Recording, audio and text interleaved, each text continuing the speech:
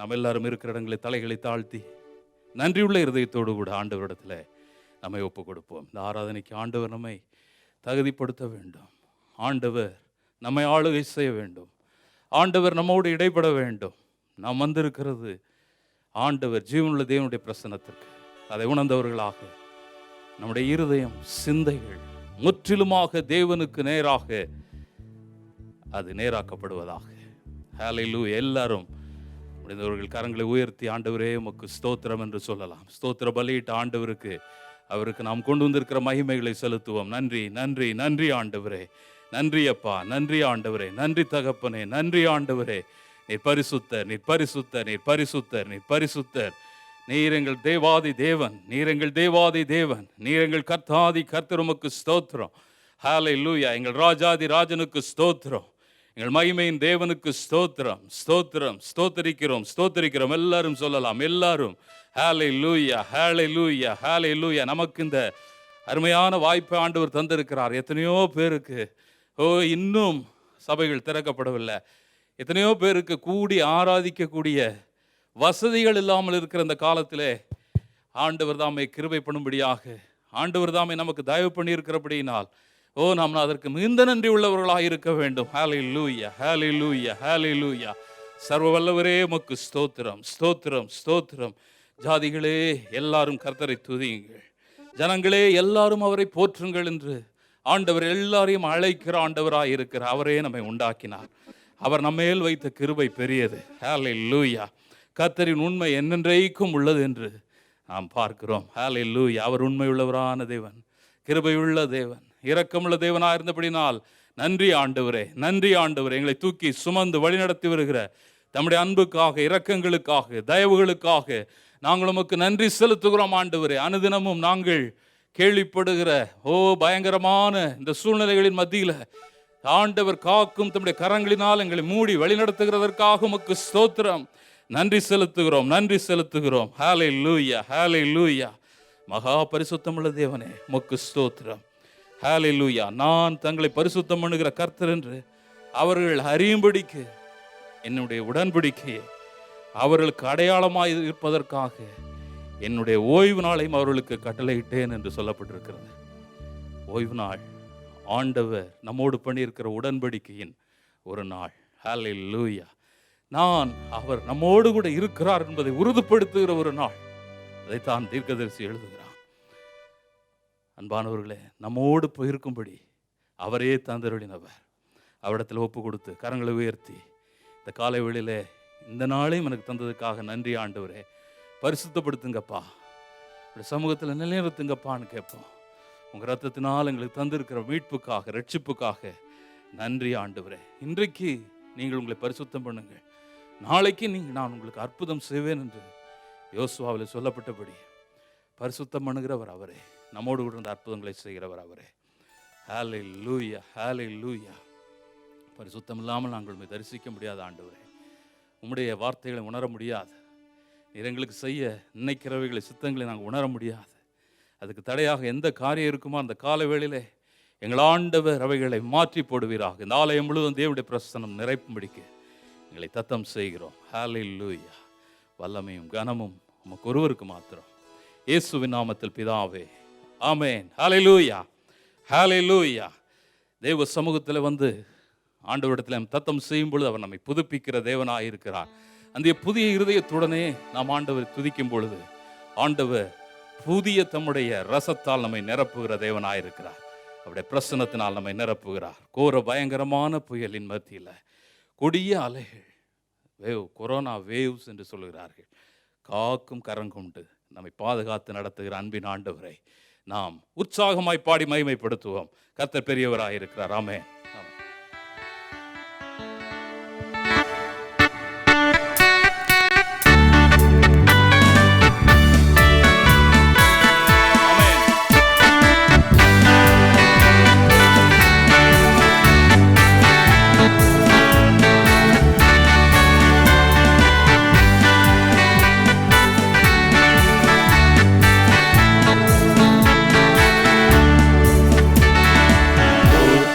துதி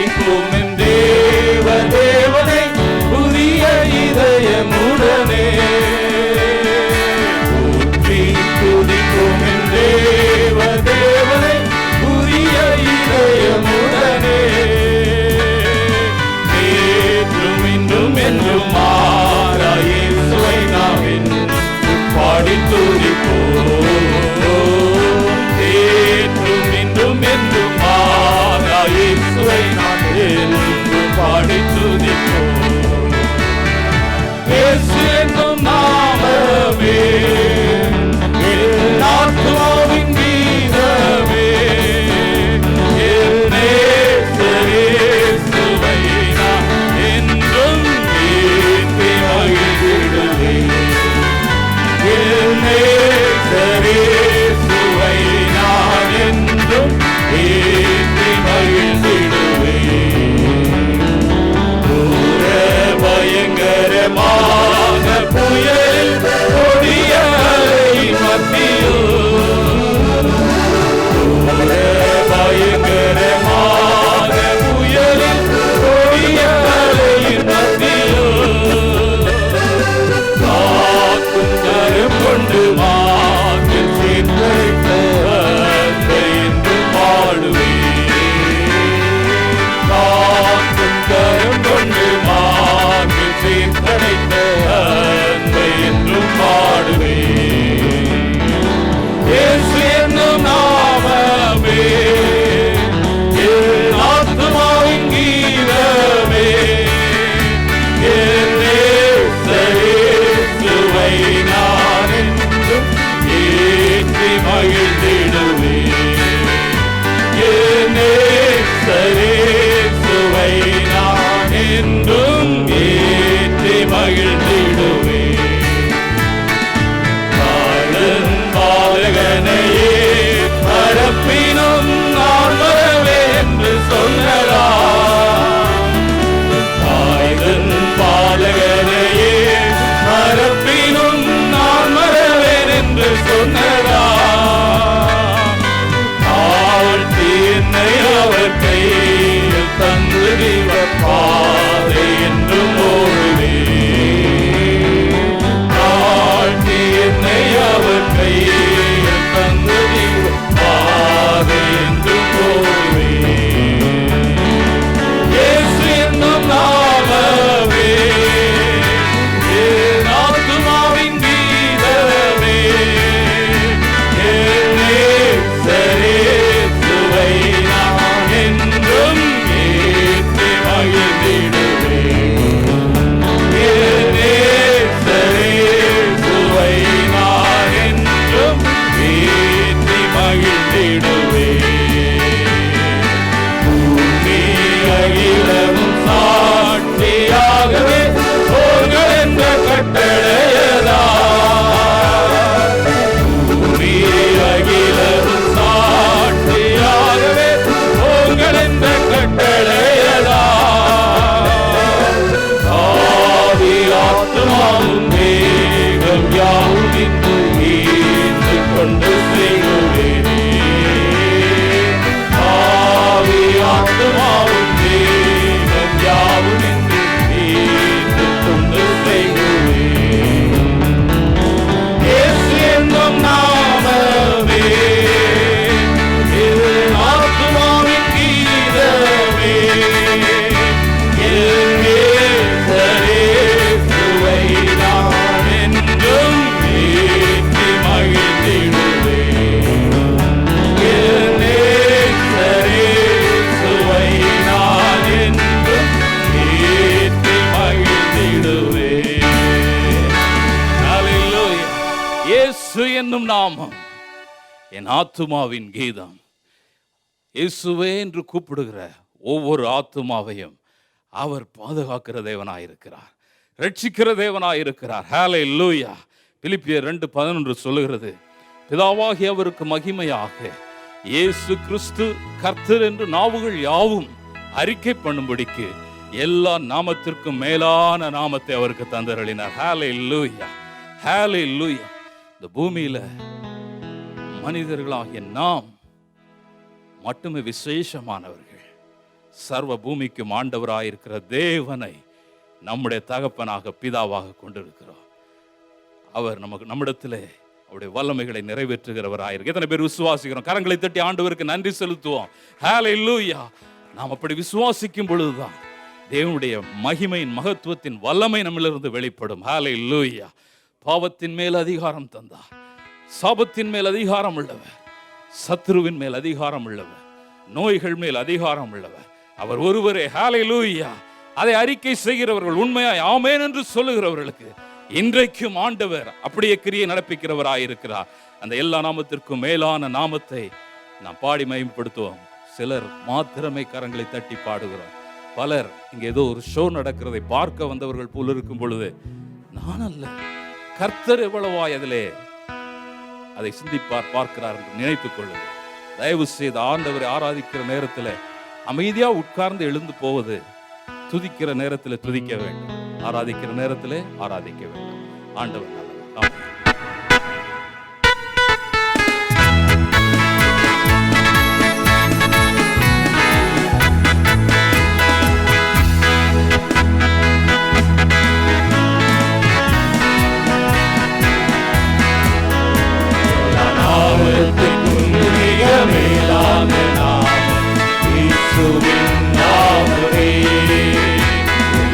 தலைமுறையும் என்று போற்றிடும் நாமம் இயேசுவின் நாமமே.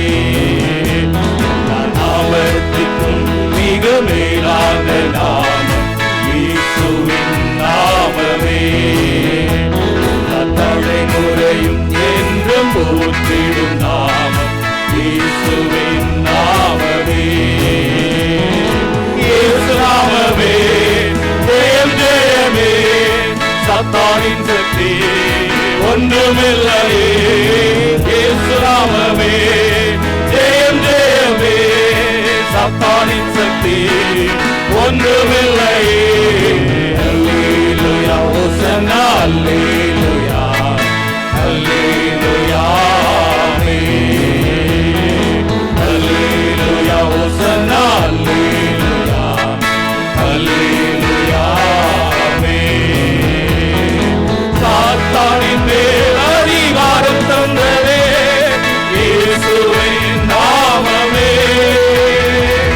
சாத்தானின் மேல் அதிகாரம் தந்ததே இயேசுவின் நாமமே. சத்து கோட்டைகளை அகற்றி வைத்ததே இயேசுவின் நாமமே. சத்து கோட்டைகளை அகற்றி வைத்ததே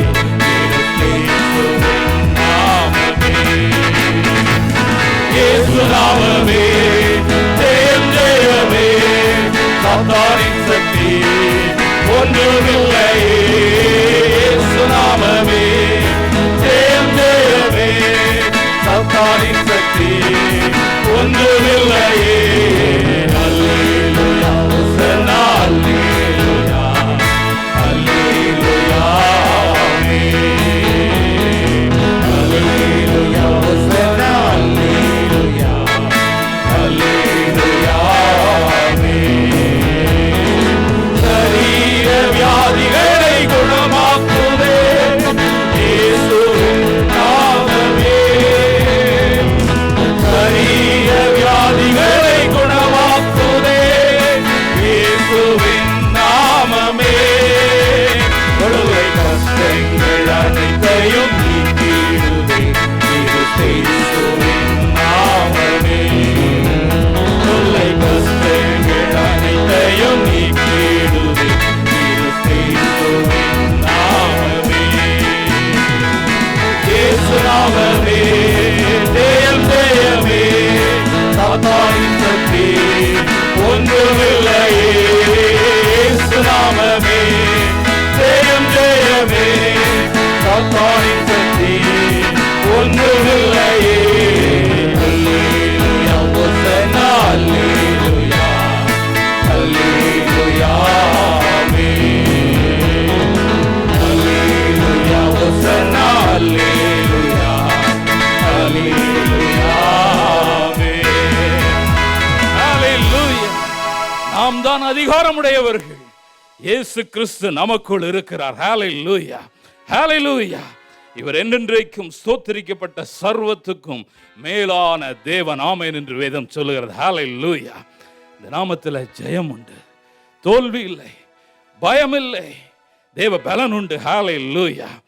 அந்த ஆண்டவருக்கு காத்திருக்கிறவர்களுக்கு, அவருக்குள் நம்பிக்கை வைத்திருக்கிறவர்களுக்கு, அவர் உமக்கு பயந்தவர்களுக்கு, மனுபுத்திரருக்குள்ளே நம்புகிறவர்களுக்கும் நீர் உண்டு பண்ணி வைத்திருக்கிற நன்மை எவ்வளவு பெரிதாயிருக்கிறது. நமக்காக அவர் யாவையும் செய்துகிற தேவன். ஹல்லேலூயா. ஆண்டவருக்கு காத்திருக்கிறோமா? இந்த நாமத்திற்கு காத்திருக்கிறோமா? ஆண்டவர் தம்மை தேடுகிற ஆத்மாவுக்கு அவர் நல்லவர். அவர் எனக்காக யாவையும் செய்து முடிப்பார். எத்தனை பேர் எத்தனை வேண்டுதல்களோடு, எத்தனை காரியங்களோடு இங்க வந்திருக்கிறோமோ தெரியல. கரங்களை உயர்த்தி, ஆண்டவர் எனக்கு இந்த காலத்திலே இந்த காரியங்களை செய்வார் என்று நாம் விசுவாசித்தால் அந்த மகிமையை நாம் காண்போம். கர்த்தர் எனக்காக யாவையும் செய்வார். ஆமென்.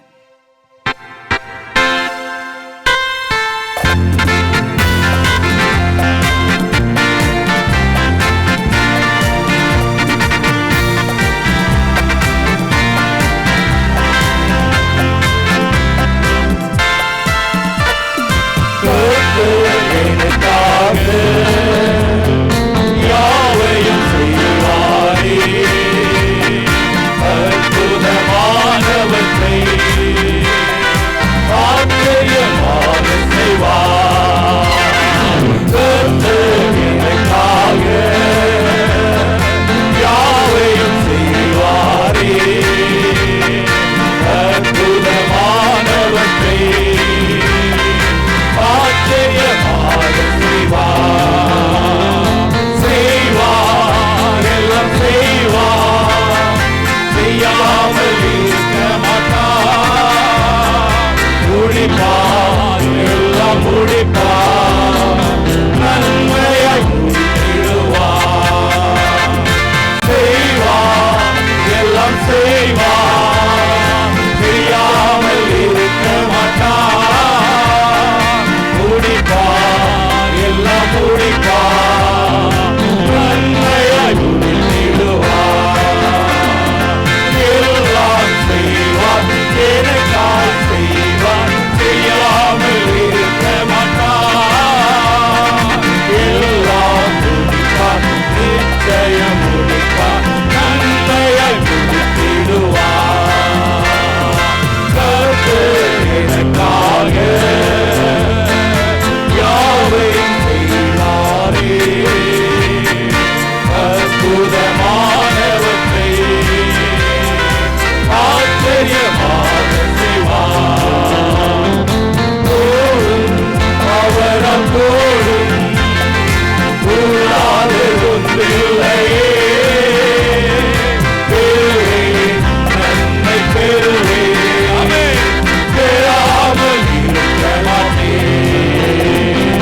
கூடும் அவரால் கூடும், கூடாது ஒன்றில்லையே, பெறுவேன், நன்மை பெறுவேன், பெறாமல் இருக்க மாட்டேன். எல்லாம் கூடும் அவரால் கூடும், கூடாது ஒன்றில்லையே, எல்லாம் பெறுவேன், நிச்சயம் பெறுவேன், பெறாமல் இருக்க மாட்டேன். கர்த்தர் எனக்காக யாவையும் செய்வாரே, அற்புதமானவற்றை ஆச்சரியமாக செய்வார். கர்த்தர் எனக்காக யாவையும் செய்வாரே, அற்புதமானவற்றை ஆச்சரியமாக செய்வார். ஹல்லேலூயா. அற்புதமானவற்றை ஆச்சரியமாக செய்வார். அவர் எப்படி செய்வார் என்று நான் சிந்திக்க வேண்டியதில்லை. அவர் எனக்காக யாவையும் செய்வார். அவர் என் மேல் நினைவாய் இருக்கிறபடியினால் யாவையும் செய்வார். எல்லாரும் எழுந்து நின்று, மலை போல துன்பமோ அதை பனி போல மாறி போக செய்கிறவர், மலை போல மனதில் நிற்கிற வேதனைகளை மாறி போக செய்கிற கர்த்தர் இந்த காலை வேளையிலே பிரசன்னராய் நம்முடைய மத்தியில் வந்திருக்கிறார். இதுவரைக்கும் இமிட வரைக்கும் சுமந்து வந்த கர்த்தர், தகப்பனாக தாயாக இருந்து தூக்கி சுமந்து வருகிறவர், இனிமேலும் தாங்கவும் ஏந்தவும் சுமக்கவும் தப்புவிக்கவும் வல்லவராய் வந்திருக்கிறார். அந்த ஆண்டவரை நாம் ஆராதிக்க போகிறோம். உரிமையோடு கூட பிள்ளை என்ற ஸ்தானத்திலிருந்து நாம் ஆண்டவரை ஆராதிக்கலாமா? ஹல்லேலூயா. கரங்களை உயர்த்தி நீர் போது எனக்குன்னு சொல்லி ஹல்லேலூயா.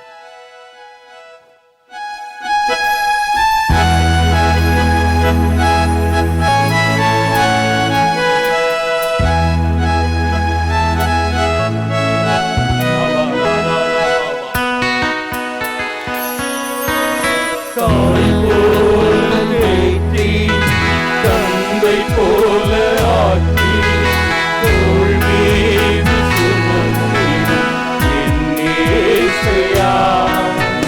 தாய் போல தேற்றி தந்தை போல ஆற்றி தோள் மீது சுமந்திடும் என் இயேசையா.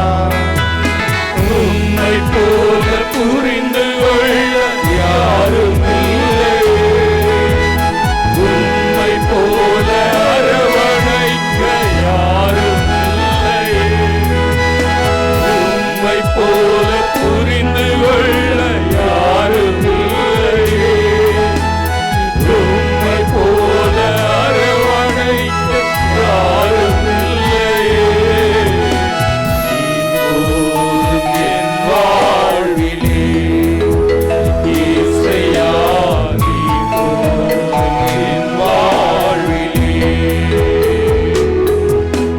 மலை போல துன்பம் என்னை சூழும் போது அதை பனி போல உருகிட செய்பவரே.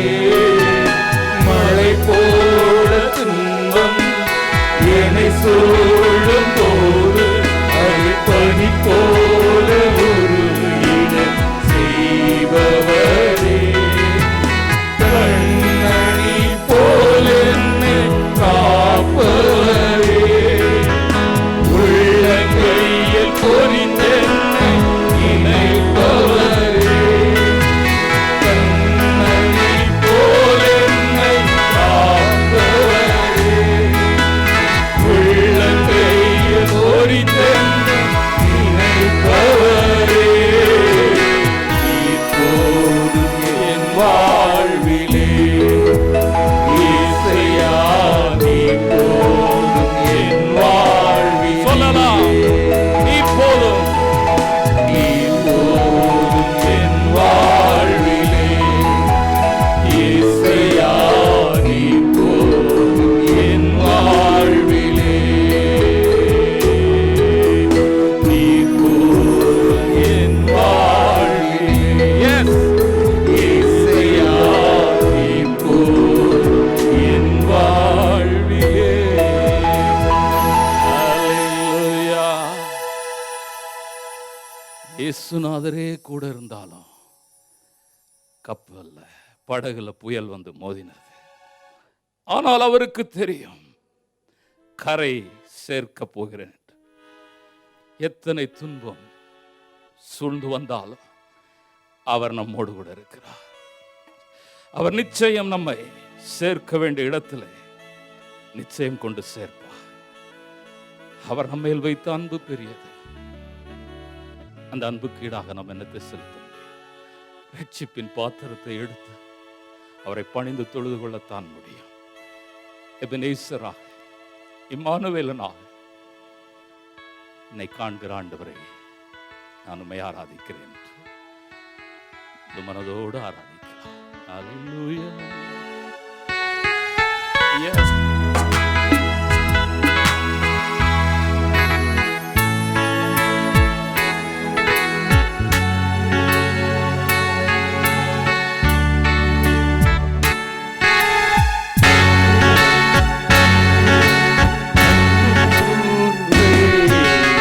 இன்னும் அதிகமா ஆராதிப்பேன், இன்னும் ஆர்வமா அன்பு கூறுவேன்.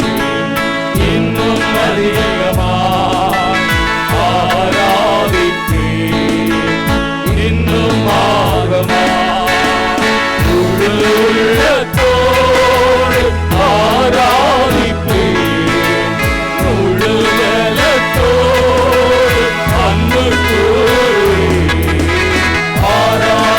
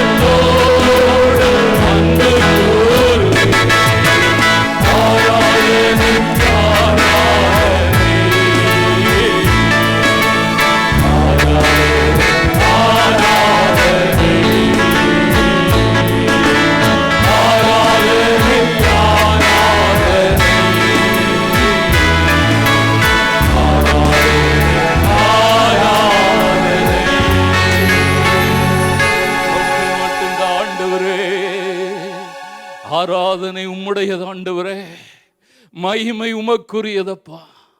நீர் ஒருவரே கனத்திற்குரியவர். எபனேசரே, எங்களோடு கூட இருக்கிறவரே, உமக்கு நன்றி செலுத்துகிற ஆண்டவரே. நீர் மாத்திரம் மகிமையின் தேவன், மாட்சிமை உடையவர். என்னாலும் எங்களோடு இருக்கிறீர், எங்களுக்காக யாவையும் செய்கிறீர். கர்த்தர் மகிமையானவைகளை செய்ய போகிறீர். உம்மை பணிந்து கொள்கிறோம் இயேசுவின் மூலம் பிதாவே, ஆமென். நாம் உட்காரலாம். இந்த நாளிலே முதல் முறையாக யாராவது இந்த ஆராதனைக்கு வந்திருந்தால் நீங்கள் எழுந்து நிற்கும்படி உங்களை வேண்டிக் கொள்கிறோம். உங்களுக்கு ஜெபிக்கப்படும்.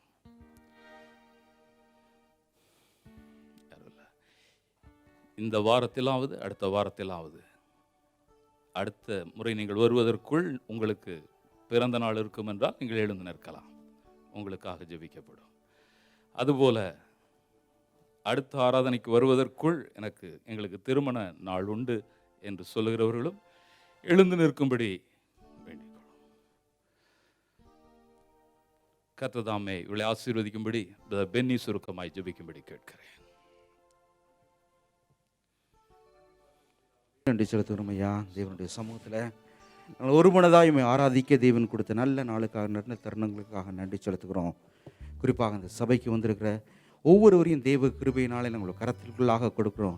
தேவன் அவர்களை பொறுப்படுத்திக் கொள்ளும்படியாக நாங்கள் வேண்டிக் கொள்கிறோம். குறிப்பாக பிறந்த நாளை, இந்த வாரங்களிலே பிறந்த நாளை கொண்டாடுகிற ஒவ்வொருவருக்காக நாங்கள் ஜெபிக்கிறோம். தேவ கிருபை, தேவ சமாதானம், தேவ தயவு அவர்கள் மேலே எப்பொழுதும் இருக்கும்படியாக நாங்கள் வேண்டிக் கொள்கிறோம் ஐயா.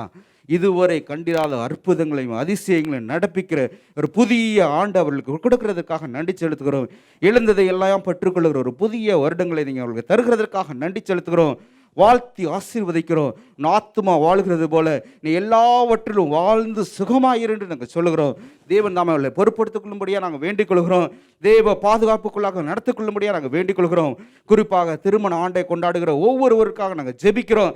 என் தேவன் தாமே அவர்களை குடும்பமாய் நீங்கள் இம்மட்டுமாய் ஆசீர்வதித்து வருகிறீங்க, அதுக்காக நன்றி செலுத்துகிறோம்.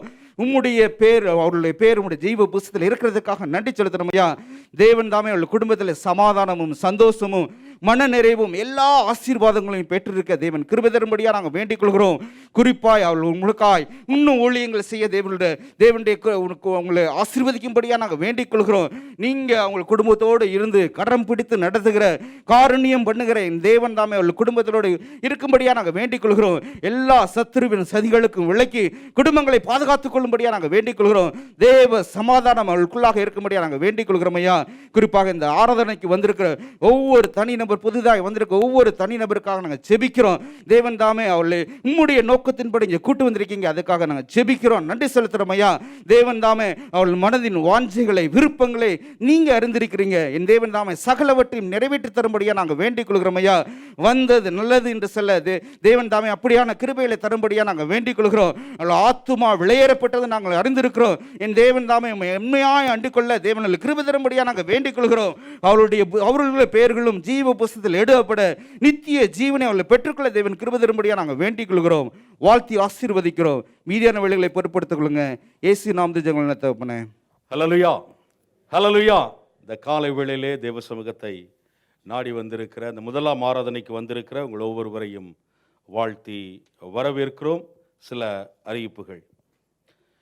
இரவு ஜெபம் நேற்று இரவு 8:30 மணி முதல் 10:30 மணி வரை தேவநாம மகிமைக்காய் நடைபெற்றது. அநேகர் கலந்து கொண்டீர்கள். கர்த்தருடைய நாமம் மகிமைப்படுவதாக. வெள்ளி ஆராதனை 2 ஆராதனைகளும் வழக்கமான நேரத்தில் நடைபெறும். திருவிருந்து 2 ஆராதனைகளில் உண்டு. வழக்கம் போல டிரான்ஸ்போர்ட் விவரங்களை பிரதர் தினகரன், பிரதர் நீலை தொடர்பு கொண்டு அறிந்து கொள்ளும்படியாய் கேட்கிறோம். சனிக்கிழமை கூட்டங்கள் ஃபாஸ்டிங் பிரேயர் காலை 10:30 மணிக்கும், யூத் சர்ச் மாலை 7 மணிக்கும் ஜூமிலே நடைபெறும்.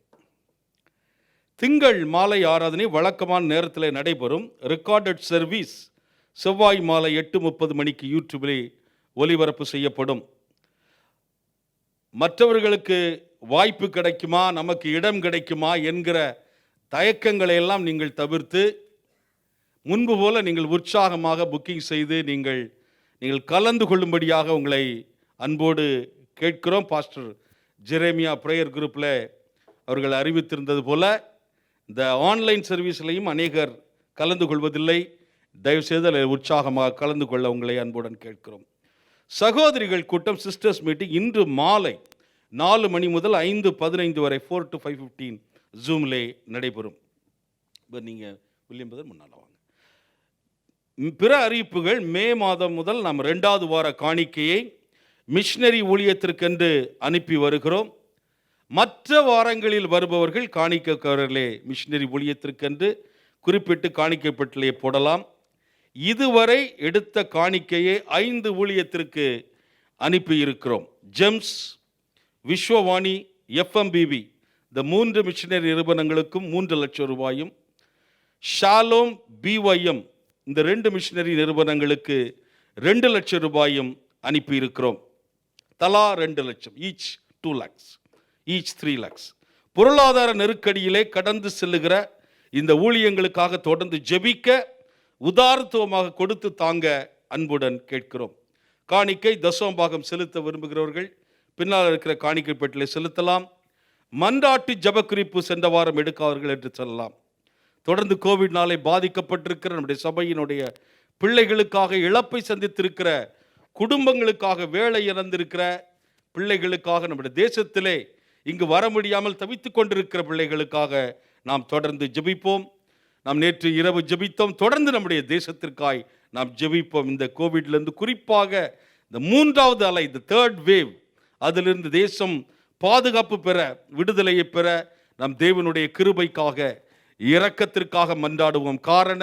காரியங்களை ஆராய்ந்து கொண்டிருப்பதை விட தேவ சமூகத்தில் நம்மை தாழ்த்தி அவருடைய கிருபைக்காக, இரக்கத்திற்காக மன்றாட உங்களை அன்போடு கேட்கிறோம். ஆண்டவர் கொடுத்த அந்த நல்ல வாய்ப்புக்காக, இந்த பாக்கியத்திற்காக நன்றி செலுத்தி தொடர்ந்து ஆண்டவருடைய வார்த்தைக்காக நம்ம எல்லாரும் இணைந்து நாம் ஜெபம் பண்ணுவோம். நல்ல ஆண்டவரே, நீர் கொடுத்த இந்த அருமையான வாய்ப்புக்காக, இந்த பாக்கியத்திற்காக, விலையேற பெற்ற பாக்கியத்திற்காக நாங்கள் நன்றி செலுத்துகிறோம். கர்த்தர் தொடர்ந்து எங்களோடு பேசும். உம்முடைய ஆண்டவரே, சகல பிரஸ்தாபத்தை பார்க்க உம்முடைய வார்த்தைகளை மகிமைப்படுத்துகிற ஆண்டவர், இந்த வார்த்தைகளை கண்டு இந்த காலை வேளையில் எங்களோடு நீர் பேசும்படியாக நாங்கள் ஜெபிக்கிறோம். பிரத்யேகமாக எங்களுடைய வாழ்க்கையிலே ஒரு மாற்றமும், ஒரு மறுமலர்ச்சியும், ஒரு எழுச்சியும் உண்டாக நாங்கள் கேட்கிறோம். சமூகத்தில் தாழ்த்துகிறோம். இயேசு கிறிஸ்து என்கிற ஈடு இணையற்ற நாமத்தில் ஜெபிக்கிறோம் ஜீவனுள்ள நல்ல பிதாவே, ஆமென். பாஸ்டர் அவர்கள் ஆண்டவருடைய வார்த்தை நமத்திலே. கர்த்தருடைய பரிசுத்த நாமத்துக்கு ஸ்தோத்திரம் உண்டாகட்டும்.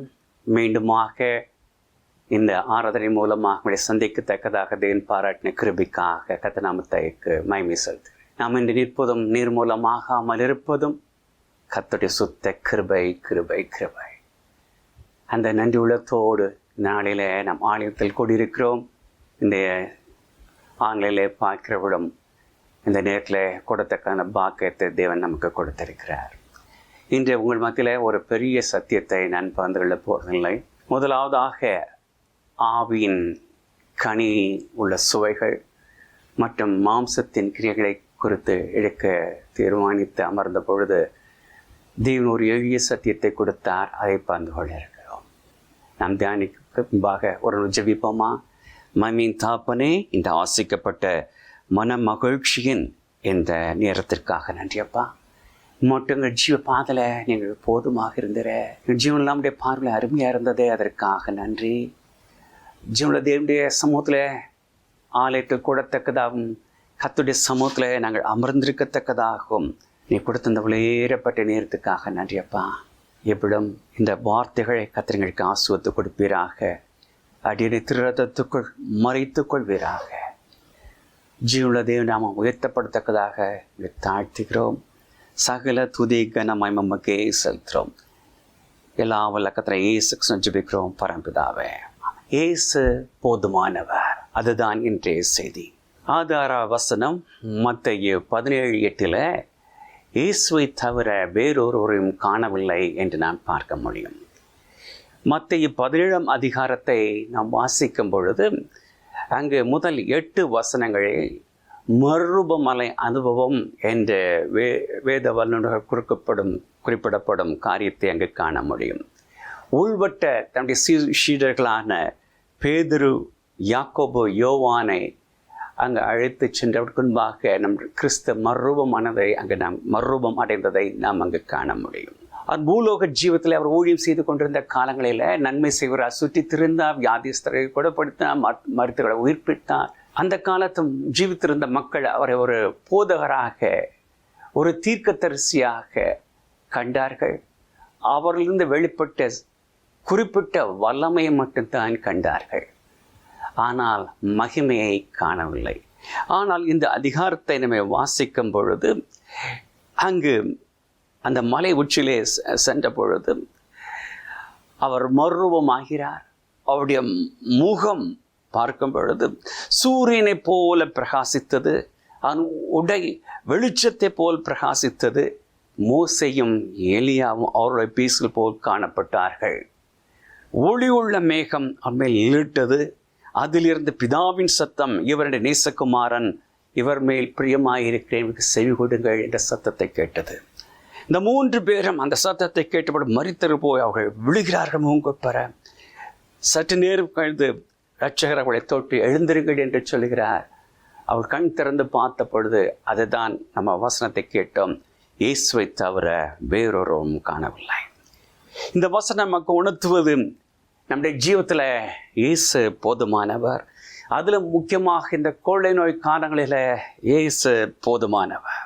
இந்த போதுமானவரை அன்று இந்த 3 பேர் தான் மகிமையின் சரீரத்தில் அவர்கள் கண்டார்கள். பிற்காலத்தில் அன்பான சீசன் பத்மூத்தீவில் முழு மகிமையும் கண்டு நமக்கு வெளிப்படத்தில் அவர் எழுதி வைத்து அவர் சென்றிருக்கிறார். இந்த நாள் காலையிலும் இதை 2ஆக பிரித்து தனித்துவத்தில் அவ்வாறு அவர் விளங்கினார் என்பதை குறித்தும், அவர் எவ்விதம் சகலத்தில் நமக்கு போதுமான இருக்கிறார் என்பதை தியானிக்க தேவன் கிருபை செய்வாராக. முதலாவதாக அவர் தனித்துவமிக்கவர். எவ்வாறு? ஒரு 4 காரியங்கள். அவருடைய பிறப்பில் அவர் தனித்துவமிக்கவராக இருந்தார்.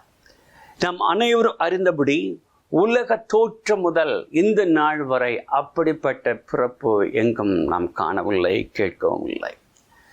அவர் விதமான பிறப்பை குறித்து கிறிஸ்துவின் தாயார் கதி கலங்கி தூதனிடம், அந்த செய்தியை செய்த தூதனிடம், இது எப்படி ஆகும், நான் புருஷனை அறியனே என்று சொன்ன பொழுது தூதன் என்ன சொல்கிறான்?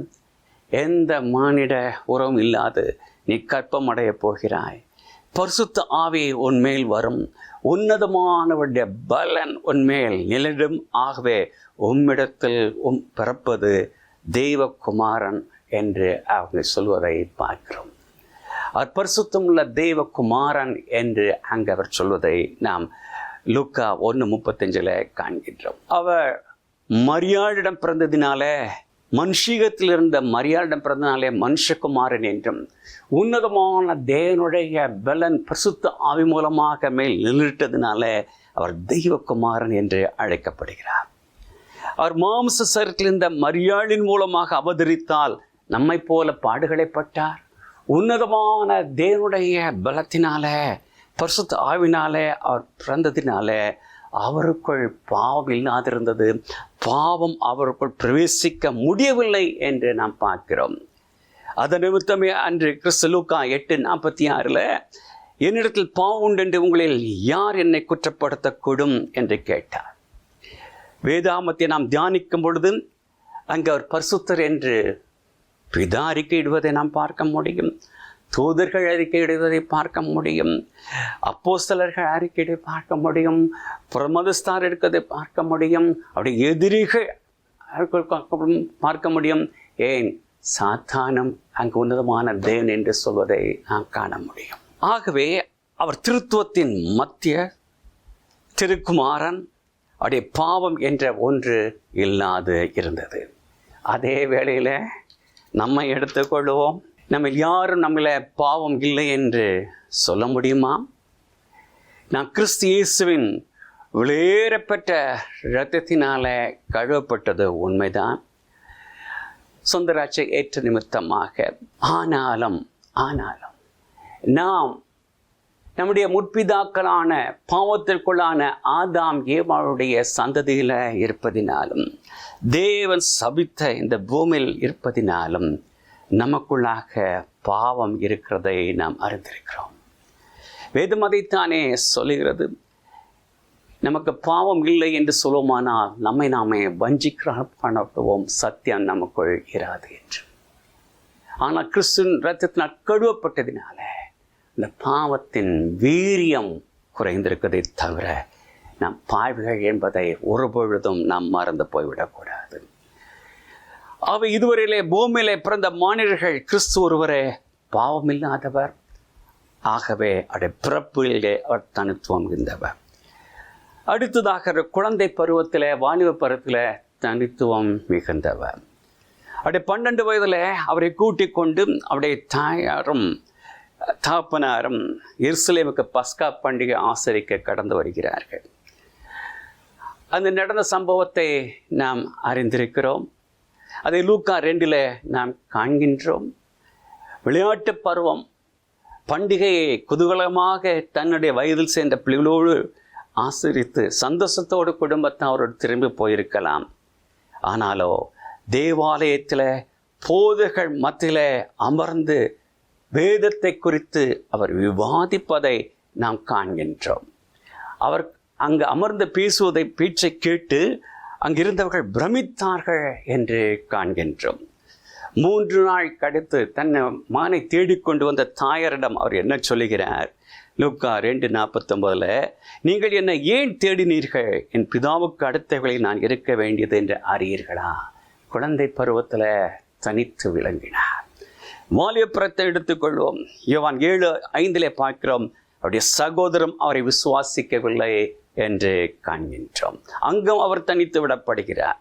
இன்று கூட ஒருமித்த ஆவி இல்லாத இடத்துல நாம் 1000-10,000 பேர்களோடு நாம் இருந்தாலும் தனித்து விடப்பட்டதை போல் தான் உணர்வோம். உலகத்தாரை போல் ஜீவித்த பொழுது உலகம் நம்மை வெறுக்காது. அதே சமயம் கிறிஸ்துவுக்காக ஜீவிக்க முயற்சி செய்யும் பொழுதுதானே எல்லாராலும் பகைக்கப்படுவோம், நண்பர்களால் வெறுக்கப்படுவோம், குடும்பத்தாரால் ஒதுக்கி வைக்கப்படுவோம், பரிகாச பேச்சுக்கு உள்ளாவோம். ஒரு கொள்கை அல்லது ஒரு கோட்பாட்டில் உறுதியாக இருக்கும் பொழுது மற்றவர்களால் ஒதுக்கப்படுவோம். சில சமயங்களில் தனித்து விடப்பட்ட போன்ற உணர்வு நம்மை ஆட்கொள்ளும். சோர்ந்து போய்விட வேண்டாம். இவ்வேளையில் குடும்பத்தார், சீஷர்கள் அவளால் கைவிடப்பட்ட நம் இரட்சகர் நம்மோடு இருப்பதை நம்முடைய ஆவியில நாம் உணர முடியும். நம்முடைய கரத்தை பிடித்திருப்பதை உணர முடியும். நீ பயப்படாதே, நான் உடைய இருக்கிறேன், திகையாதே, நான் உன் தேவன், உன்னை பலப்படுத்தி உனக்கு சகாயம் செல்வேன் என்ற தேவனுடைய சத்தம் நமக்குள் துளிப்பதாக இருக்கும். அடுத்ததாக அவர் ஊழியத்தில் தனித்துவம் மிக்கவராக அவர் இருந்தார். யோவான் 1:1 அவருக்கு சொந்தமானதிலே வந்தார், அவருக்கு சொந்தமானவர்களோ அவரை ஏற்றுக்கொள்ளவில்லை. முழு உலகமும் அவரை அன்று வெறுத்தது. சத்திரக்காரன் முதல் கொண்டு சிலுவை வரை அவரை வெறுத்தது என்று நாம் பார்க்கிறோம். ஏசியா 50 நாம் பார்க்கிறோம், நான் வந்த பொழுது ஒருவனும் இல்லாமல் போனதென்ன, நான் கூப்பிட்ட பொழுது மறு உத்தரவு கொடுக்க ஒருவனும் இல்லாமல் போனதென்ன. வசனம் 6 அடிக்கிறவனுக்கு என் முகத்தையும் தாடை மயிரை பிடுங்குறவனுக்கு என் தாடையும் ஒப்பு கொடுத்தேன், அவமானத்திற்கும் உமிழ் நீருக்கும் என் முகத்தை மறைக்கவில்லை என்று கிறிஸ்துவின் தனிப்பட்ட நிலைமை அன்றுதானே தீர்க்கதரிசி இங்கு திட்டமாக குறிப்பிடுவதை நாம் ஏசாயாவிலே நாம் காண்கின்றோம். மட்டுமல்ல, அவருடைய ஊழிய நாட்களில் அவரே கூறியதை நாம் வாசிப்போமா? லூக்கா 9:58 நரிகளுக்கு குறிகளும் ஆகாயத்து பறவைகளுக்கு கூடு உண்டு, மனுஷகுமாரனுக்கோ தலை சாய்க்க இடமில்லை.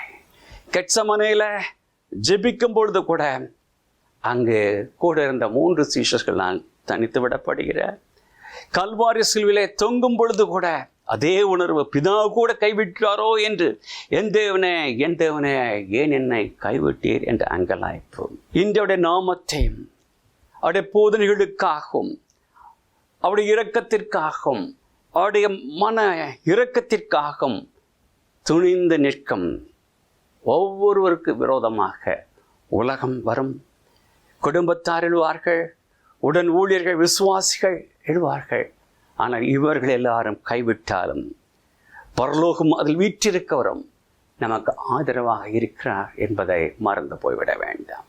அடுத்ததாக அவருடைய இறப்பிலும் தனித்துவம் மிக்கதாக அவர் விழுந்தார். அவர் சிலுவையில் கல்வலூர் தொங்கிக் கொண்டிருந்த பொழுது ஒரு கல்வன் கூறுகிறான், லூக்கா 23:44, நாமோ ஞாபடி தண்டிக்கப்படுகிறோம், நான் நடப்பித்தவிற்கு தக்க பலனை அடைகிறோம், இவரோ தகாததொன்றையும் செய்யவில்லையே. இங்கு இவர் செய்யாத ஒரு குற்றத்திற்காக, மற்றவர்கள் செய்த குற்றத்திற்காக, முழு உலகம் செய்த குற்றத்திற்காக, ஆதாம் முதல் அவருடைய 2ஆம் வருகை செய்து மனுக்குலத்தின் பாவங்களை, மீறுதல்களை, அக்கிரமங்களை சுமந்ததாக அங்கே கல்வாரியில் அவர் தூங்குவதை நாம் பார்க்கின்றோம். அதைத்தான் ஒவ்வொரு நம்முடைய குட் ஃப்ரைடே சமயத்திலும் வாசிக்க கேட்போம். ஈசி 53:4 மெய்யாகவே நம்முடைய பாடுகளை ஏற்றுக்கொண்டு நம்முடைய துக்கங்களை சுமந்தார், நாமோ தேவனால் அடிபட்டு வாதிக்கப்பட்டு சிரமப்பட்டவர் என்று எண்ணினோம். இந்த உலகத்தில் ஜீவித்த எவரும் மற்றவர்களுக்காக, அதுவும் முழு மனுக்குலத்தின் பாவத்தை சுமந்து அவளுக்காக இறந்ததாக எந்த இடத்திலும் நான் பார்க்கவில்லை. தேவனுக்காக வைராக்கியம் பாராட்டும் பொழுது நாம் எப்பொழுதும் தனித்து விடப்படுவோம் என்பதை மறந்து போய்விட வேண்டாம். காலங்கள் கண்டிப்பாக வரும். நம்முடைய கொள்கை, நம்முடைய ஒரு உறுதியான ஸ்டாண்டுக்கு விரோதமாக எல்லாரும் எழுந்து நின்றாலும், விரோதமாக வந்தாலும், தேவனுக்கென்ற வைராக்கியம் காட்டும் பொழுது தேவனரில் பிரியப்படுவதாக இருக்கிறார் என்பதை மறந்து போய்விட வேண்டாம். வேதத்தில் இவ்விடம் தனித்து விடப்பட்ட பக்தர்கள் அநேகர் உண்டு. யோசேப்பு, மோசே, எலியா, அப்போஸ்தலனாகிய யோவான், எரேமியா, பவுல் என்று நாம் கூறிக்கொண்டே போகலாம். அதே சமயம் யாரும் கிறிஸ்துவை போல பிறப்பு முதல் இறப்போரை தனித்து விடப்படவில்லை. 2வது தலைப்பாக இவர் சகலத்திலும் போதுமானவர் என்பதை பார்க்க இருக்கிறோம். நம்முடைய ஆதார வசனத்தில் அந்த 3 சீஷர்கள் தன் கண்களை ஏறிட்டு பார்த்த பொழுது யாரை மட்டும் கண்டார்கள்? இயேசுவை மட்டும். அவர் அங்கு மோசையை காணவில்லை. மோசே கற்பனைக்கு உதாரணத்துவமாக சொல்லப்படுகிறவர். பரிசுத்த தேவனை சாட்சி சொல்லி இவரை போல் சாந்தமுள்ள மனிதன் யாரும் இல்லை என்று கூறப்பட்டவர், தேவனை முகமுகமாக தரிசித்தவர், தேவனை பர்சனலாக சந்தித்து அவருடைய கருத்தில் கட்டளைகளை பெற்று இஸ்ரேல் மக்களுக்கு கொடுத்தவர், இஸ்ரேல் மக்களுக்காக அநேக கற்பனைகளையும் சட்ட திட்டங்களையும் எழுதி கொடுத்தவர். அதே சமயம் கற்பனைகளும் சட்ட திட்டங்களும் ஒரு பொழுதும் பாவத்தில் பிறந்திருக்க எந்த ஆத்மாவையும் மீட்கப் போவதில்லை, ரட்சிக்கப் போவதில்லை. 2 கொரிந்தியர் 3:6 பின்பகலை இழுத்து கொள்ளுகிறது, ஆவியோ உயிர்ப்பிக்கிற என்ற சத்தியத்தை அறிந்தும் இன்றும் கற்பனைகளுக்கும் சட்ட திட்டங்களுக்கும் அடிமைப்பட்டு கிருபையினால் ரட்சிப்பு என்பதனை மறந்து கிரியையினாலே ரட்சிப்பை பெற விரும்பும் கூட்டத்தார் அநேகர் உண்டு. இவர்கள் தங்களை நீதிமான்கள் என்று பாவித்துக் கொண்டு மற்றவர்களை குற்றப்படுத்தும் ஒரு கூட்டத்தார். அதற்காக சில வேத வசனங்களை பொறுக்கி வைத்துக் கொள்ளுவார்கள். இப்படித்தான் ஒரு கூட்டம் அன்று ஒரு கையில் பாவத்தில் கையும் களுமாக பிடிப்பட்ட ஒரு பெண்ணை ரட்சகருக்குன்பாக இழுத்து வருகிறார்கள். மற்றொரு கையில் மோசேயின் நியாயப்பிரமாணத்தை கொண்டு வருகிறார்கள். நியாயப்பிரமாணத்தில் இப்படி எழுதியிருக்கிறதே, இப்படிப்பட்ட பாவத்தை செய்தவன் மீது கல்லெறிந்து கொள்ள வேண்டும், நீர் என்ன சொல்லுகிறீர்? இங்கே தெய்வகுமாரனுடைய அன்பு, காருண்யம், இரக்கம், மன்னிப்பு வெளிப்படுவதை நாம் காண்கின்றோம். நான் உன்னை ஆக்கினைக்குள்ளாக திருப்பதில்லை, நீ போ, இனி பாவம் செய்யாதே. இன்று நமக்குள் இருப்பது கற்பனையின் ஆவியா அல்லது கிறிஸ்துவின் ஆவியா? அல்லது அந்த சீடர்கள் அன்று எலியாவை மட்டும் கண்டார்களாம்? எலியா தீர்க்க தரிசனத்திற்கு முன்குறிக்கப்பட்டவர். இன்று சிலர் எப்பொழுதுமே கடிந்து கொள்ளுதால் தீர்க்க தரிசனம் அது நிறைவேறும், அப்படி இல்லாவிட்டால் நீ சரியில்லை, சாபம் என்று அநேக கடினமான உபதேசங்கள். தீர்க்க தரிசனம் வேண்டும், அது தேவ ஜனங்களை எச்சரித்து பாவத்திலிருந்து அவள் விழுந்து விடாத நாம் காத்து, அதே சமயத்தில் அவள் ஆறுதல் படுத்தி தேறுதல் படுத்தி கிறிஸ்துவுக்குள் நிலைநிறுத்துவதாக அது இருக்க வேண்டும். மத்தேயு 5:17 கிறிஸ்து இயேசு நியாயப்பிரமாணத்திலும் தீர்க்கதரிசிகளாலும் அழிக்கிறதுக்கு நான் வந்தேன் என்று எண்ணிக்கொள்ளாதீர்கள், அழிக்க அல்ல நிறைவேற்றுவதற்கே வந்தேன் என்று குறிப்பிடுகிறார். சிலர் இதனை பிடித்துக் கொள்வார்கள். இதே அதிகாரத்தில் கீழே கிறிஸ்து சொல்வதை மறந்து போய்விட வேண்டாம். தன் சகோதரனை நியாயமின்றி கோபித்தால், அவனை வீணன் என்று கூறினால், மூடனே என்று கூறினால், நீ நியாய தீர்ப்புக்கு ஏதுவானவன் என்று அங்கு கர்த்தர் சொல்கிறார். கிறிஸ்து இயேசுக்குள்ளாக நாம் பெற்றிருக்கும் நியாயப்பிரமாணம் என்ன தெரியுமா?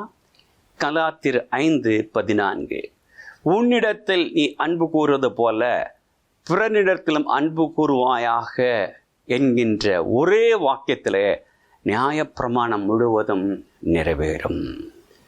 இப்போ ஒரு முக்கியமான 4 நிகழ்வுகளில் கிறிஸ்து நமக்கு போதுமானவர் என்பதை தியானித்து நாம் முடிக்க இருக்கிறோம். ரட்சிப்பில் அவர் போதுமானவர். எபிரேயர் 7:25 பின்பகுதி, அவர் எப்பொழுதும் உயிரோடு இருக்கிறவராகியால் அவர்களை தம் மூலம் தேவனிடம் சேர்கிறவர்களை முற்றுமுடிய ரட்சிக்க அவர் வல்லவராக அவர் இருக்கிறார். வேதத்தில் எங்கும் நாம் ரட்சிப்படைய கிறிஸ்து ப்ளஸ் XYZ செய்தால்தான் ரட்சிப்படைய முடியும் என்று சொல்லவில்லை. இயேசு போதும் என்றுதான் நாம் பார்க்கின்றோம். இன்று அநேக தவறான கோட்பாடுகள் சபைகளுக்குள்ளும் விசுவாசிகளுக்குள்ளும் புகுந்து விசுவாச ஜீவத்தை தள்ளாடச் செய்வதாக அமைந்து விடுகின்றன. ஒரு சத்தியத்தை நாம் மறந்து போய்விடக்கூடாது. ரட்சிப்படைய விசுவாசம் மட்டும் போதும், கிரியை வேண்டாம். ஆனால் ரட்சிப்பில் வளர பூர்ணப்பட விசுவாசம் மட்டுமல்ல, கிரியையும் வேண்டும். அதுதான் வேதத்தில் நாம் காணும் சத்தியம். அதை குறித்து வேறு நாள் நாம் தியானிப்போம். கவனம், இங்கு நாம் தியானிப்பது எல்லாம் உண்மையாக மறுபடி பிறந்த கிறிஸ்துவை பற்றி தவிர பேர் கிறிஸ்தவர்களை பற்றியோ அல்லது ஆதாயத்திற்காக கிறிஸ்துவ ஆனவர்களை பற்றியோ அல்ல. யோவான் 3:16 படி தேவன் தம்முடைய ஒரே குமாரனை விசுவாசிக்க எவனோ அவன் நித்திய ஜீவன் பெறுவான் என்று சொல்கிறார். அப்போஸ்தலர் 16:31 கர்த்தராகிய இயேசு கிறிஸ்துவை விசுவாசி, அப்பொழுது நீ உன் வீட்டாரும் ரட்சிக்கப்படுவீர்கள் என்று சொல்கிறார். எபேசியர் 2:8 கிருபையினாலே விசுவாசித்துக் கொண்டு ரட்சிக்கப்பட்டீர்கள், இது கிரியினால் உண்டாதனல்ல, கிருபையினால என்று அழகாக சொல்கிறார். ஒரு ஆத்மா உண்மையாக கிறிஸ்துவை ஏற்றுக்கொண்டேன், மனந்திரம்பனேன் என்று சொன்னால் 100% தேவனிடம் கிறிஸ்துவண்டே வந்திருக்க வேண்டும். 99.9% அல்ல. 360 டிகிரி, 359.75 டிகிரி அல்ல. கடலிலே பயணிக்கும் கப்பல், ஒரு போட் செல்ல வேண்டிய இடத்திற்கான திசை காட்டு கருவிலே செல்ல இருக்க இடத்தை செட் செய்த பிற்பாடு அதில் ஒரு 1/4 டிகிரி குறைவாகவோ கூடுதலாகவோ அமைந்து விட்டால் என்ன நிகழும்? செல்ல வேண்டிய டெஸ்டினேஷனை காட்டிலும் எத்தனையோ நூற்றுக்கணக்கான மைல்களுக்கு அப்பாலே அது சென்று அடைந்துவிடும். ஆக மனம் திரும்புதல் என்பது முற்றுமாக கிறிஸ்துவண்டை வந்து அவரை சொந்தராட்சியாக ஏற்றுக்கொள்ள வேண்டும். அப்படி ஏற்றுக்கொண்டவர்களை பற்றி தான் வேதத்தில் அழகாக நாம் பார்க்கிறோம். ஒரு 7 காரியங்கள். அவன் புது சிருஷ்டி என்ற 2 கொரிந்தியர் 5:17 பார்க்கிறோம். அவன் மீட்கப்பட்டவன், குற்றமில்லாத ஆட்டுக்குட்டியாக இயேசு கிறிஸ்து வெளியேறப்பட்டதான் மீட்கப்பட்டவன் என்று 1 பேதுரு 1:9 காண்கின்றோம். அவன் நீதிமானாக்கப்பட்டவன் என்று ரோமர் 5:1 பார்க்கிறோம். நித்திய ஜீவனுக்கு உட்பட்டவன் என்று யோவான் 10:28 பார்க்கிறோம். நித்திய மகிமைக்குட்பட்டவன் என்று 1 பேதுரு 5:1 நாம் பார்க்கிறோம். பரிசுத்த ஆவினாலே முத்தரிக்கப்பட்டவன் என்று எபேசியர் 2:13 பார்க்கின்றோம். மகிமைக்குட்படுத்தப்பட்டவன் என்று ரோமர் 8:30 பின்பகுதியிலே பார்க்கிறோம். இவ்விதமாக வாக்குத்தத்தத்தை கொடுத்துள்ள இரட்சகர் எப்படிப்பட்டவர்? எபிரேயர் 13:8 படி கிறிஸ்து இயேசு நேற்றும் இன்றும் என்றும் மாறாதவராகவே இருக்கிறார். ஆகவே உண்மையான தேவனுடைய பிள்ளையே, ரோமர் 11:8 படி தேவனுடைய கிருபை வரங்களும் அவர்களை அழைத்த அழைப்பும் மாறாதவர்களே என்பதை மறந்து போய்விட வேண்டாம்.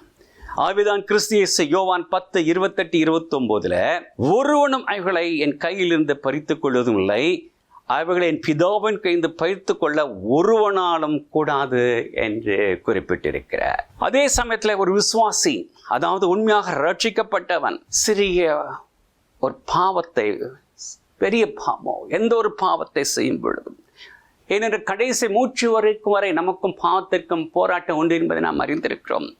மாம்சமோ மனதோ உலகமோ சத்ருவோ வஞ்சிக்கும் பொழுதும், பாவத்துக்குள்ளாகும் பொழுது அவன் தன்னுடைய ரட்சிப்பின் சந்தோஷத்தை இழந்து போகிறான், சமாதானத்தை இழந்து போகிறான், தேவனை விட்டு எங்கோ தூரமாய் போய்விட்டு உணர்கிறான். அப்படி செய்ய வேண்டியதெல்லாம் பாவத்தில் தொடர்ந்து இருந்துடாதபடி உடனே அதை விட்டு எழுந்திருந்து மனஸ்தாபப்பட்டவனாக, தாப்பனே நம்முடைய பிள்ளை, நான் தெரியாமல் செய்து விட்டேன், உடைய சமூகத்தில் வந்து இதை ஏற்றுக்கொள்ளும் தாப்பனே, தாவீதுக்கு அடுத்த கிருபையை, பேதுருக்கு அடுத்த கிருபையை எனக்கு கொடுங்கப்பா, நான் இழந்து போன சந்தோஷத்தை, சமாதானத்தை திரும்ப கொடுத்து என்னை நிலைநிறுத்தும் என்று சொல்லும் பொழுது, அந்த இழந்து போன சந்தோஷத்தையும் சமாதானத்தை கொடுக்க உண்மையுள்ளாக இருக்கிறார். அதற்காகத்தான் பழைய ஏற்பாட்டில் தாவீதை குறித்தும், புதிய ஏற்பாட்டில் பேதுருவை குறித்தும் அவரை இளையகுமாரனுடைய உதாரணத்தை நமக்கு கொடுத்து சென்றிருக்கிறார்.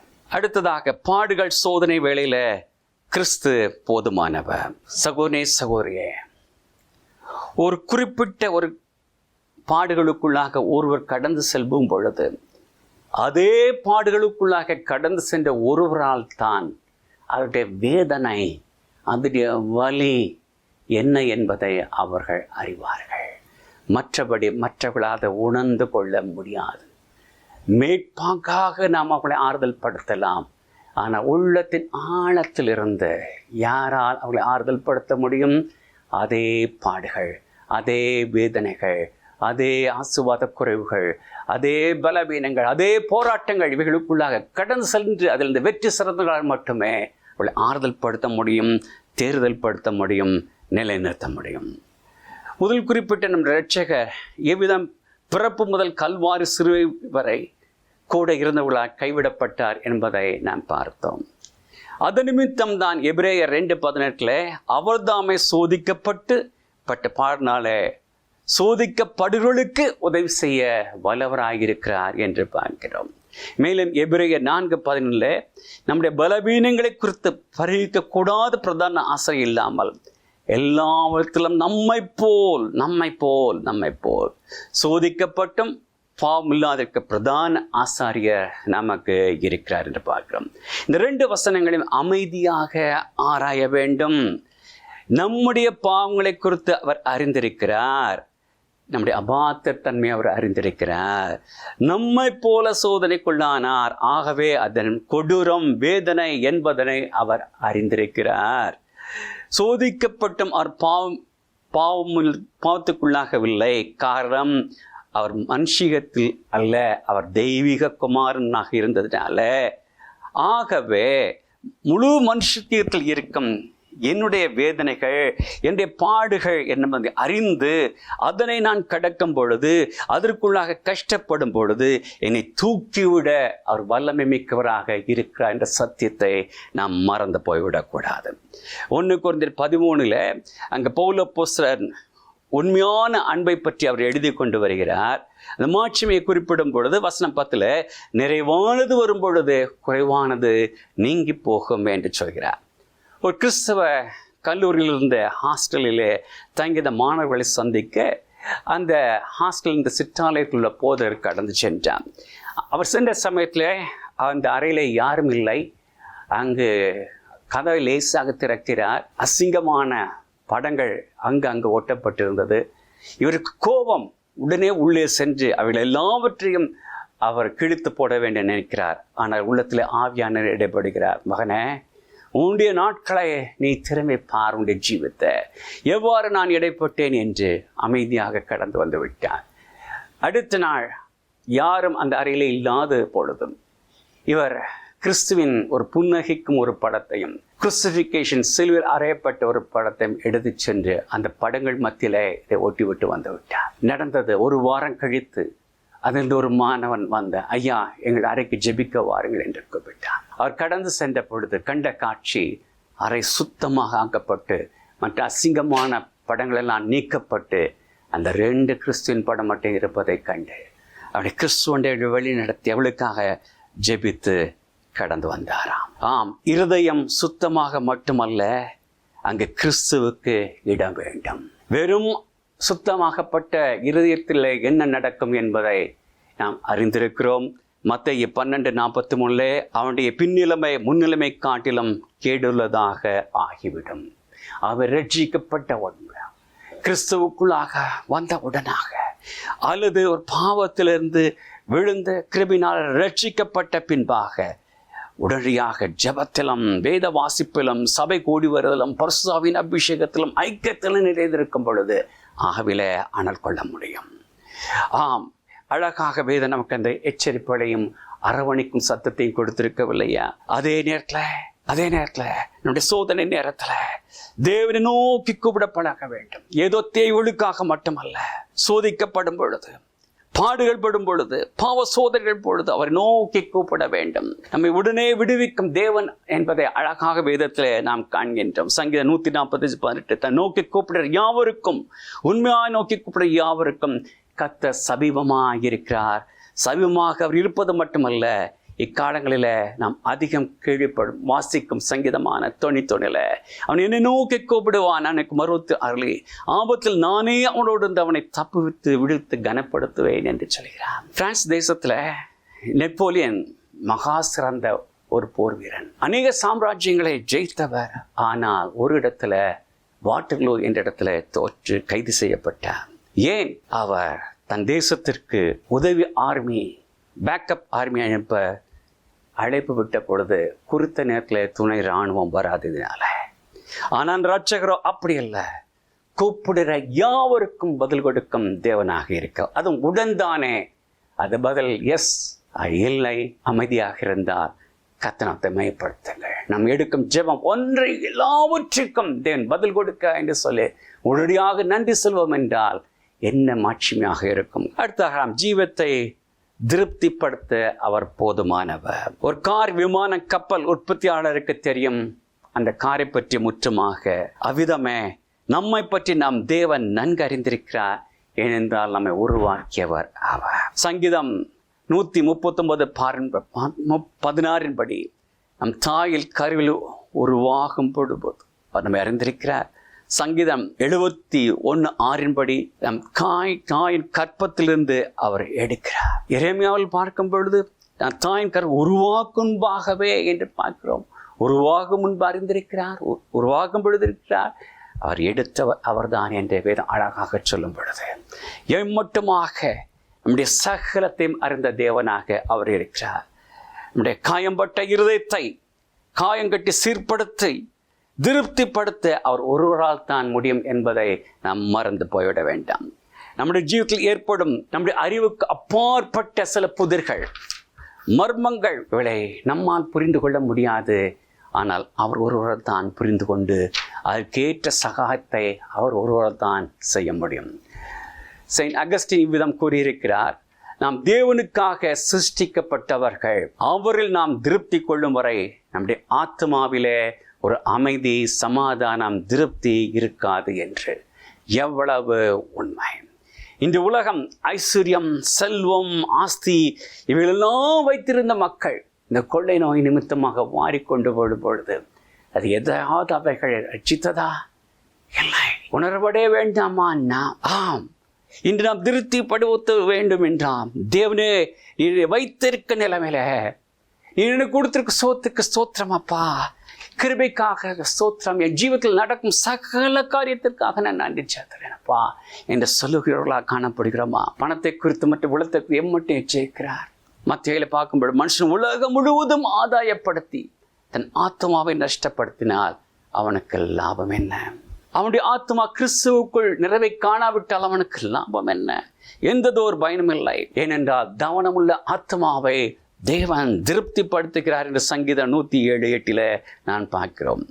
கர்த்தர் நல்லவர் என்பதை ருசித்து பாருங்கள் என்று கூறிய தாவீது அதே சங்கீதத்தில் சிங்கக்குட்டிகள் தாழ்ச்சியடைந்த பட்டினியா இருக்கும் கர்த்தரை தேடுகளுக்கோ ஒரு நன்மையும் குறைபடாது என்று சொல்கிறார். அந்த ஜீவ அப்பத்தை கொடுக்கும் தேவனிடம் வரும் பொழுது நம்முடைய ஆத்மாவை போஷித்து நம்மை திருப்திப்படுத்த அவர் போதுமா இருக்கிறார். கடைசியாக எதிர்மறை காரியங்களும் இழப்புகளும் நேரிடும் போது அவர் போதுமானவர். ஸ்காட்லாந்தை சேர்ந்த மிஷனரி டாக்டர் ஜான் பேட்டன் 1800களில் பசிபிக் மகாக்கடலில் தீவுகளில் உள்ள மாமிசம் மற்றும் பழங்குடி மக்கள் சென்று ஊழியத்தை செய்தார். ஆரம்ப காலத்தில் துரத்தப்படுகிறார்.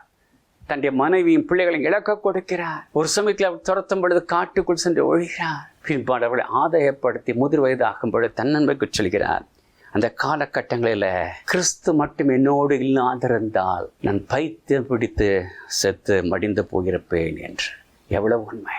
இன்று இந்த காலகட்டத்தில் ஒவ்வொரு நாளும் வரும் செய்திகள் நாம் கேட்கும் பொழுது நம்முடைய ஆத்ம மனவானாய் கிறிஸ்து மட்டும் நம்மோடு இல்லாவிட்டால் நாம் சேர்த்து அதமாவி போய்விடுவோம். பிரியமானவர்களே, நம்ம சில பேர் கொடிய நோய்களுக்கு நமக்கு அன்பானவர்களை இழக்க கொடுத்திருக்கலாம். ஊழியர்கள், பெற்றோர், உறவினர்கள், தெரிந்தவர்கள் மனம் பிரிவினால வேதனையினாலே கதறியதை நாம் அறிவோம், தேவன் அறிவார். ஐயோ, அந்த அன்பான சத்தத்தை, அந்த அரவணைப்பை, அந்த தொடுதலை, அவனுடைய பிரசன்னத்தை இனிமேல் நான் உணரவோ கேட்கவோ பார்க்கவோ முடியாதா என்ற நிலை மீடிடும் பொழுது ஒரு துக்கம் நம்மை ஆட்கொள்வதாக இருக்கின்றது. அவர் உயிரோடு இருக்கும் பொழுது இதை செய்திருக்கலாமே, இப்படி பேசியிருக்கலாமே, இப்படி ஆறுதல் படுத்தியிருக்கலாமே, இப்படி அவர்களுக்கு உதவி செய்திருக்கலாமே, இதை செய்யாமல் போய்விட்டேனே என்ற ஒரு ஏக்கம், சத்தமும் கூப்பிடுவதும் உள்ளத்தில் இருப்பதை நாம் அறிவோம், தேவன் அறிவார். ஏதோ ஜீவியம் ஒரு சூனியமாகி விட்டது போல உங்கள் திட்டங்களும் உங்களுடைய கனவுகளும் தவிடுஆனது போல உணரலாம். இக்காலகட்டத்தில் மற்ற உறவினர்கள், பெற்றோர், மனைவி, ஏன் போதகர் வந்து சொல்லும் ஆறுதலும் ஓர் அளவுதான் அங்கே ஈடுபடும். அதே நேரத்தில் ஆத்ம மனவாழியார் ரட்சகர் இதோ சதா காலத்திலும் நாம் உயிரோடு இருக்கிறவர்.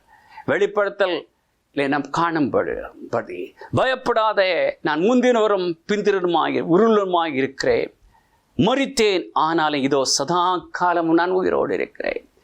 ஆமே, நான் மரணத்திற்கும் பாதாளக்குரிய திறவுகளையுடனாக இருக்கிறேன் என்பவர் நான் கூடிய விரைவிலே வர இருக்கேன். மகனே, மகளே, அவர் எக்கால சத்தம் துணிக்கும் பொழுது கிறிஸ்துவுக்குள் மரித்த உனக்கு அன்பானவர்களை நான் உயிர்ப்பிப்பேன், அவள் என்னோடு சேர்த்துக்கொள்வேன்.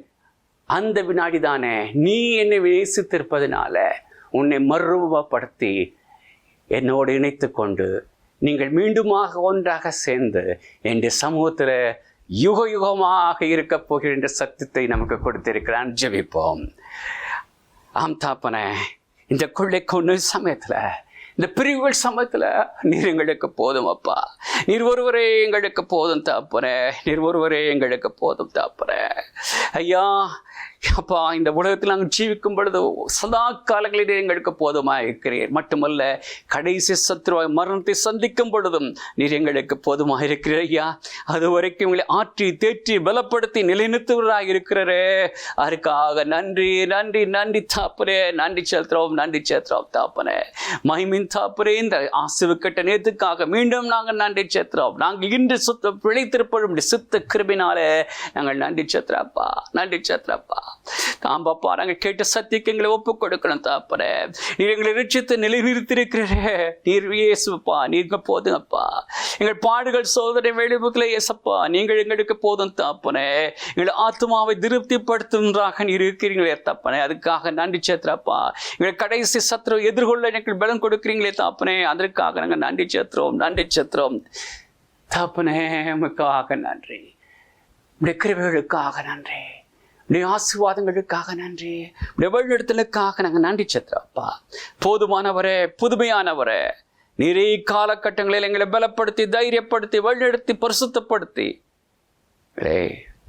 முழு ஆடைக்குள்ளாக வழிநடத்தி எங்களை தத்தம் செய்கிறோம். உடைய சித்தம் எங்களுடைய ஜீவத்தில் நிறைவேற காட்டுங்கப்பா.